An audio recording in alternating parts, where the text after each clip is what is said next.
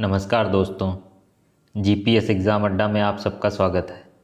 मैं आरपी सिंह आप सभी को नमस्कार करता हूं। दोस्तों, आज हम लोग बात करने वाले हैं उत्तर प्रदेश शिक्षक पात्रता परीक्षा 2015 के प्रश्न पत्र में पूछे गए पर्यावरण अध्ययन के महत्वपूर्ण प्रश्नों पर।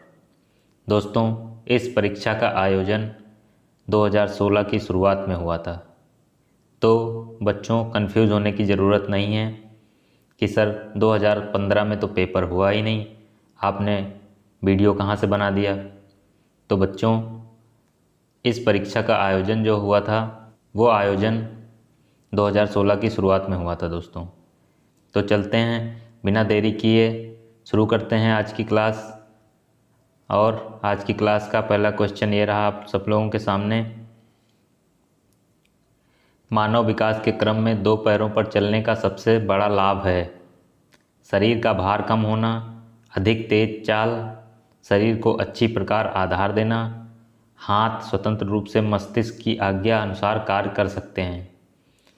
तो दोस्तों, इस क्वेश्चन का जो सही आंसर है वो है option number D. Option number D इस क्वेश्चन का सही आंसर है। हाथ स्वतंत्र रूप से मस्तिष्क की आज्ञा अनुसार कार्य कर सकते हैं। चलते हैं दोस्तों अगले क्वेश्चन की ओर। सूर्य के निकटतम ग्रह कौन है? दोस्तों, सूर्य के निकटतम ग्रह बताना है हमें। बुध है, मंगल है, बृहस्पति है या शुक्र है? तो दोस्तों, मैं आप सब लोगों को दिखाता हूँ, ये हमारा सूर्य है दोस्तों। और सूर्य के सबसे निकटतम ग्रह दोस्तों वो बुध है। सबसे पहले दोस्तों बुध है, उसके बाद आता है दोस्तों शुक्र, उसके बाद दोस्तों आता है पृथ्वी, हमारा जो ग्रह है पृथ्वी। उसके बाद दोस्तों आता है मंगल। इसके बाद दोस्तों एक क्षुद्र ग्रह पट्टिका आती है बीच में। इन ग्रहों को दोस्तों आंतरिक ग्रह कहते हैं हम लोग। आंतरिक ग्रह इन्हीं ग्रहों को कहा जाता है। बुध, शुक्र, पृथ्वी और मंगल को आंतरिक ग्रह कहा जाता है दोस्तों। और इसके बाद बाह्य ग्रह में आते हैं, मंगल के बाद आता है बृहस्पति, उसके बाद आता है शनि, उसके बाद आता है दोस्तों अरुण, उसके बाद वरुण आता है दोस्तों। तो इस क्वेश्चन का सही आंसर है दोस्तों वो है ऑप्शन नंबर ए, बुध। चलते हैं दोस्तों अगले क्वेश्चन की ओर। अगला क्वेश्चन ये रहा दोस्तों, निरीक्षण विधि की विशेषता नहीं है, यह प्रत्यक्ष अनुभवों पर आधारित है। यह एक बाल केंद्रित विधि है जिसमें शिक्षक एक प्रशासक के रूप में होता है। यह विधि विभिन्न सर्वेक्षणों द्वारा अपनाई जाती है। यह एक मनोवैज्ञानिक विधि है। दोस्तों, क्वेश्चन में पूछ रहा है कि निरीक्षण विधि की विशेषता नहीं है दोस्तों, नहीं है बताना है दोस्तों।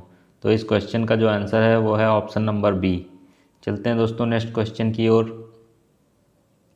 किसी परितंत्र में तत्वों का चक्रण कहलाता है?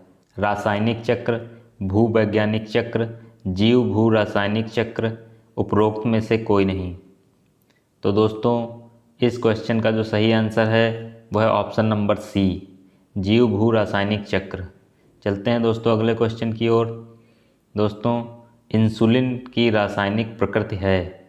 वसा है या कार्बोहाइड्रेट है, प्रोटीन है कि विटामिन है दोस्तों? तो इस क्वेश्चन का सही आंसर जो है दोस्तों वो है ऑप्शन नंबर सी, प्रोटीन। याद रखना दोस्तों, इंसुलिन की जो रासायनिक प्रकृति है वो प्रोटीन है दोस्तों। चलते हैं नेक्स्ट क्वेश्चन की ओर। जैविक समुदाय में प्राथमिक उपभोक्ता होता है? दोस्तों, प्राथमिक उपभोक्ता कौन होता है? शाकाहारी, मांसाहारी, डेट्रिटिवोर, सर्वाहारी? दोस्तों, जो प्राथमिक उपभोक्ता होता है वह हमारा शाकाहारी होता है दोस्तों। ऑप्शन नंबर ए इस क्वेश्चन का सही है दोस्तों। चलते हैं नेक्स्ट क्वेश्चन की ओर। दही निर्माण हेतु कौन सूक्ष्मजीवी उत्तरदायी है? हमें बताना है दोस्तों, दही निर्माण में सूक्ष्मजीवी कौन सा उत्तरदायी है? Lactobacillus, retrovirus, Streptococcus, Aspergillus? दोस्तों, इस क्वेश्चन का जो सही आंसर है वह है ऑप्शन नंबर ए, लैक्टोबैसिलस। दोस्तों लैक्टोबैसिलस किण्वन क्रिया द्वारा दही का निर्माण करता है दोस्तों। ये किण्वन क्रिया द्वारा दही का निर्माण करता है दोस्तों। चलते हैं नेक्स्ट क्वेश्चन की ओर।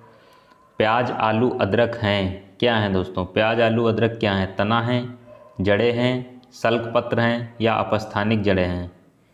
तो दोस्तों प्याज आलू अदरक जो हैं वो हैं तना है दोस्तों। ऑप्शन नंबर ए सही हो जाएगा दोस्तों। चलते हैं दोस्तों नेक्स्ट क्वेश्चन की ओर। निम्न में से कौन सा पादप उत्पाद साबुन का विस्थापन है? दोस्तों रीठा, रुद्राक्ष, तंदू या ए सभी? दोस्तों क्वेश्चन नंबर 9 का जो सही आंसर है वो है ऑप्शन नंबर ए रीठा। चलते हैं दोस्तों नेक्स्ट क्वेश्चन की ओर। निम्नलिखित वाहनी ईंधनों में से किसको आजकल पर्यावरण स्नेही माना जाता है? पेट्रोल को, डीजल को या फिर संपीड़ित प्राकृतिक गैस को या फिर द्रवित पेट्रोलियम गैस को? दोस्तों ऑप्शन नंबर सी जो है वो है CNG कंप्रेस्ड नेचुरल गैस, और ये जो है द्रवित पेट्रोलियम गैस यह है LPG लिक्विफाइड पेट्रोलियम गैस। तो इस क्वेश्चन का जो सही आंसर है वो है ऑप्शन नंबर सी संपीड़ित प्राकृतिक गैस CNG दोस्तों इस क्वेश्चन का सही आंसर है। चलते हैं नेक्स्ट क्वेश्चन की ओर। जब एक जीव लाभ लेता है बगैर दूसरे सहजीवी जीव को प्रभावित किए तो कहलाता है? सहजीवी, मृतोपजीवी, परजीवी या फिर सहभोजी? दोस्तों जब एक जीव लाभ लेता है बगैर दूसरे सहजीवी जीव को प्रभावित किए हुए तो उसे सहभोजी कहते हैं दोस्तों। सहभोजी कहलाता है। ऑप्शन नंबर डी सही है दोस्तों। चलते हैं नेक्स्ट क्वेश्चन की ओर। निम्न में से कौन सा कार्यांतरित शैल का उदाहरण है? ग्रेनाइट है क्या, संगमरमर है, चूना पत्थर या फिर बलुआ पत्थर? तो दोस्तों इस क्वेश्चन का जो सही आंसर है वो है ऑप्शन नंबर बी संगमरमर। संगमरमर किससे बनता है दोस्तों? तो चूना पत्थर से बनता है ये दोस्तों। चलते हैं नेक्स्ट क्वेश्चन की ओर। राज्यसभा में होने वाली सभाओं की अध्यक्षता कौन करता है? राज्यसभा में होने वाली सभाओं की अध्यक्षता कौन करता है दोस्तों? राष्ट्रपति, प्रधानमंत्री, उपराष्ट्रपति या फिर भारत के मुख्य न्यायाधीश? तो इस क्वेश्चन का जो सही आंसर है वो है ऑप्शन नंबर सी उपराष्ट्रपति। उपराष्ट्रपति दोस्तों राज्यसभा का पदेन सभापति होता है, याद रखना दोस्तों। चलते हैं नेक्स्ट क्वेश्चन की ओर। जो शाकाहारी जंतु भोजन के लिए हरे पेड़ पौधों पर निर्भर रहते हैं उन्हें क्या कहते हैं? उपभोक्ता, प्रथम चरण उपभोक्ता, द्वितीय चरण उपभोक्ता, तृतीय चरण उपभोक्ता? तो दोस्तों जैसा कि क्वेश्चन में आप देख रहे हैं उपभोक्ता तो ये तीनों हैं दोस्तों। इस क्वेश्चन का जो सही आंसर है वो क्या है? वो है दोस्तों प्रथम चरण उपभोक्ता। ऑप्शन नंबर बी सही है दोस्तों। शाकाहारी जंतु जो होते हैं वो प्रथम चरण उपभोक्ता होते हैं दोस्तों। चलते हैं नेक्स्ट क्वेश्चन की ओर। क्वेश्चन नंबर 15 प्लेग है। प्लेग क्या है दोस्तों? जीवाणु जनित बीमारी है, विषाणु जनित बीमारी है, खनिज जनित बीमारी है या फिर कवक जनित बीमारी है?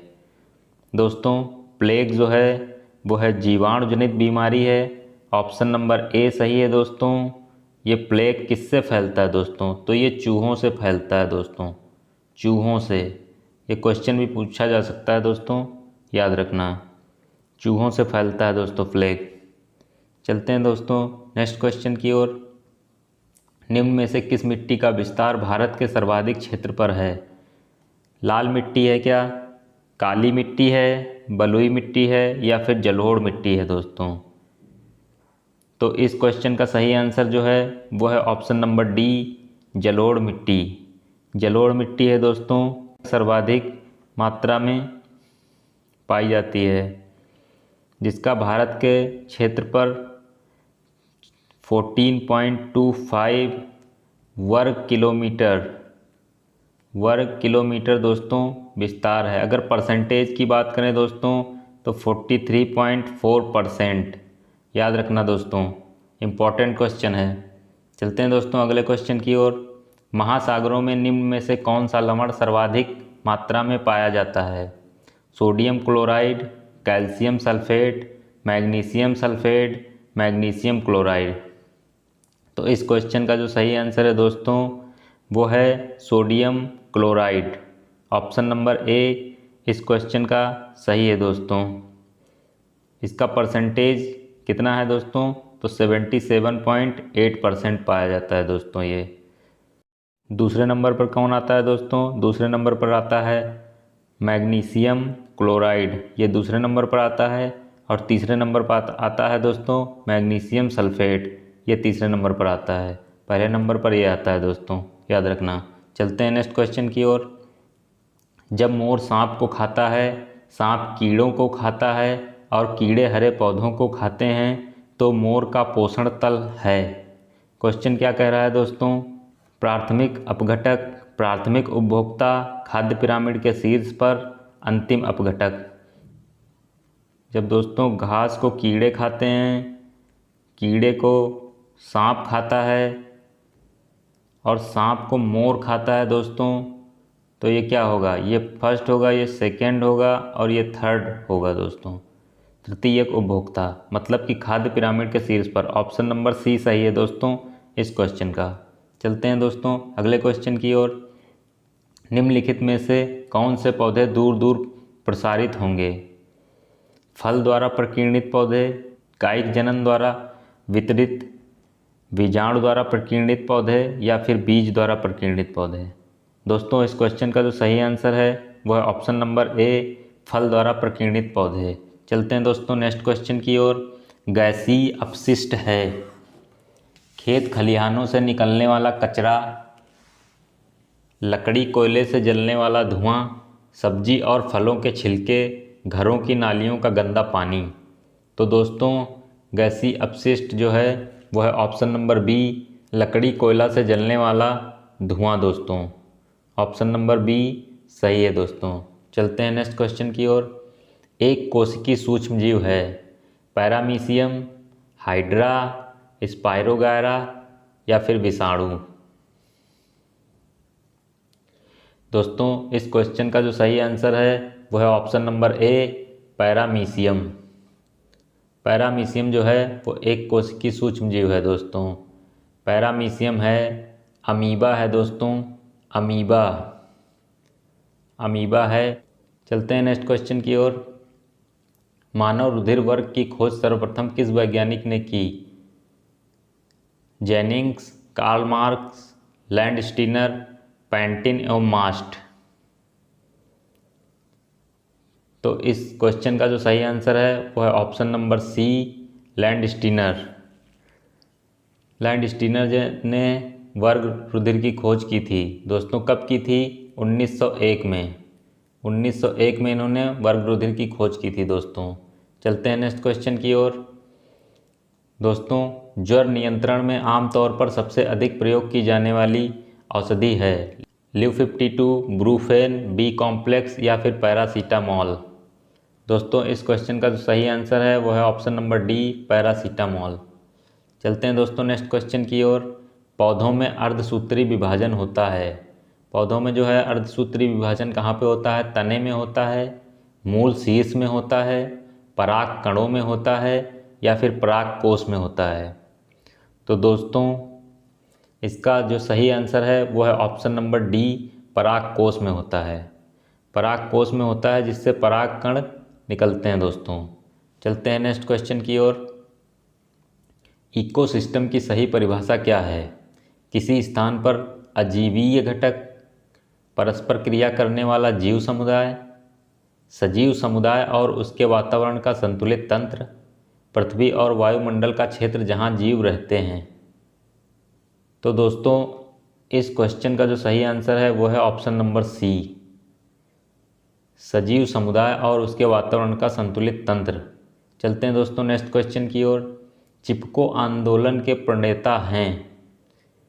दोस्तों चिपको आंदोलन दोस्तों कहाँ चलाया गया था? ये उत्तराखंड में चला था दोस्तों। उत्तराखंड के कौन से ज़िले में चला था दोस्तों ये? तो ये चला था चमोली में। उत्तराखंड के चमोली ज़िले में चला था ये। कब चला था दोस्तों? तो ये चला था 1973 में, 1973। इसको किसने चलाया था? Sunderlal Bahuguna. Option number C, इसका ऑप्शन नंबर सी सही है दोस्तों।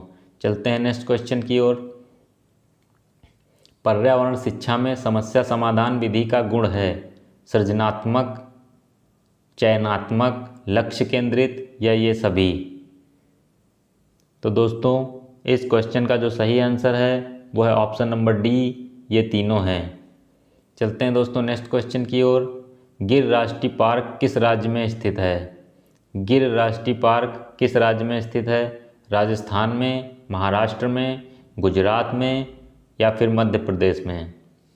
तो दोस्तों इस क्वेश्चन का जो सही आंसर है वह ऑप्शन नंबर सी, गुजरात में। चलते हैं दोस्तों नेक्स्ट क्वेश्चन की ओर। भूकंप की तीव्रता मापने के यंत्र को कहते हैं? तो दोस्तों भूकंप की तीव्रता मापने के यंत्र को क्या कहते हैं? सीस्मोग्राफ, कार्डियोग्राफ, बैरोग्राफ या फिजियोग्राफ? तो इसका सही आंसर जो है दोस्तों वो है ऑप्शन नंबर ए, सीस्मोग्राफ। चलते हैं नेक्स्ट क्वेश्चन की ओर। दोस्तों आज की क्लास का हमारा अंतिम क्वेश्चन ये रहा। प्रेक्षण विधि की समस्याएं हैं। इस विधि में प्रेक्षण सूक्ष्मता से ना करने पर प्राप्त परिणाम अधिक वैध एवं विश्वसनीय नहीं होते हैं। यह विधि मितव्ययी नहीं है। इस विधि से व्यक्ति के आंतरिक व्यवहारों का अध्ययन संभव नहीं है। जैसा कि दोस्तों यहाँ पे आप देख रहे हैं तीनों में जो है नहीं नहीं नहीं दिया हुआ है। इसमें भी नहीं है, इसमें भी नहीं है, इसमें भी नहीं है। इसका मतलब इसका जो आंसर है वो है ऑप्शन नंबर डी, उपरोक्त सभी। दोस्तों आशा करता हूँ आज की क्लास आप सबको अच्छे से समझ में आई होगी। उम्मीद करता हूँ कि आप सब लोग अच्छे से अपनी तैयारी में व्यस्त होंगे। इसी आशा के साथ मैं आरपी सिंह आप सब लोगों से विदा लेता हूँ। मिलूँगा अगली क्लास में। तब तक के लिए धन्यवाद, नमस्कार।